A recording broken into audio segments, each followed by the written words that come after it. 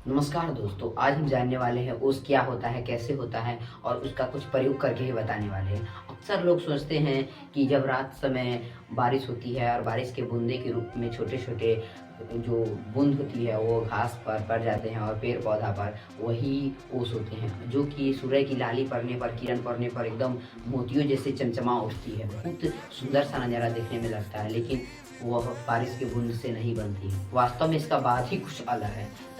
शुरू से अंत तक मेरे इस वीडियो में बने रहें। आज इस वीडियो में हम जानने वाले हैं पूरा ओस कैसे बनता है, इसका निचोड़।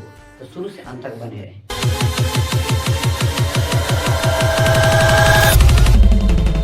सबसे पहले हम ये जानेंगे कि ओस क्या होता है। ओस अधिकतर अवस्था में तो गर्म हवा की अपेक्षा ठंडी हवा में नमी कम होती है। कहने का मतलब गर्म हवा में नमी थोड़ा ज़्यादा होती है, जो कि रात में चलते समय जो गर्म हवा रात में चलती है और ठंडी सतह से सट को संघनित करके जल में बदल देते हैं। हम लोग समझ लीजिए कि और अगला टॉपिक पर चलते हैं, जो कि मेरा टॉपिक है, इसका एक प्रयोग करके बताएंगे। जैसे में बनता कैसे, ओस आखिरकार बनता है तो बनता कैसे, एक प्रयोग कर लीजिए। सबसे पहले आप एक थोड़ा सा प्याले ले लीजिए, यानी कोई एक गिलास ले लीजिए और उसमें ठंडा पानी या ठंडा बर्फ रख लीजिए और थोड़ी ही देर में आप देखेंगे कि उसके चारों चिपक गई है, चिपकी हुई है। तो कहाँ से आता है? वही जो कि गर्म हवा में जिसमें नमी रहती है, उसमें वाष्प के रूप में कुछ जल की मात्रा पाए जाते हैं, जो कि जब देखते हैं ठंडी एरिया यानी ठंडी सतह, तो उसमें जाकर सट जाते हैं, जिसके कारण वह गिलास के चारों तरफ पानी के बूंदे दिखाई देती हैं।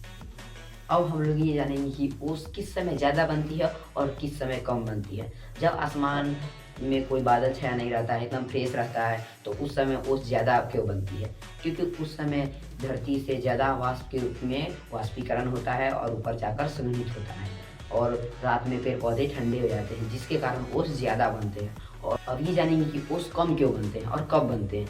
तो जब आसमान में बादल छाए हुए रहते हैं, तो उस समय सूर्य के प्रकाश ज़्यादा पृथ्वी पर नहीं पड़ पाती है, जिससे वाष्पीकरण कम होता है और रात के समय में पेड़ पौधा उतना भी ठंडा नहीं हो पाता है, जिससे उस समय वाष्प कम बनती है। अब हम ये जानेंगे कि ओस कहाँ गायब हो जाती है। थोड़ी देर के लिए सुबह में देखते हैं और थोड़ी देर बाद देखते हैं तो वहाँ का पूरा ओस गायब हो जाते हैं। तो जब सूर्य की लाली पड़ती है और सूर्य का प्रकाश उस पर पड़ती है, तो वह अपने वाष्प के रूप में उसे सोखकर यानी वाष्प सृजन हो जाती है। तो आज के लिए बस इतना ही। अगर यह वीडियो आपको अच्छा लगे तो मेरे पिछले डाले गए वीडियो जानवरों का नाम कैसे पड़ा, डिस्क्रिप्शन में उसका लिंक दिया गया, वहाँ पे जाकर क्लिक करके देख सकते हैं।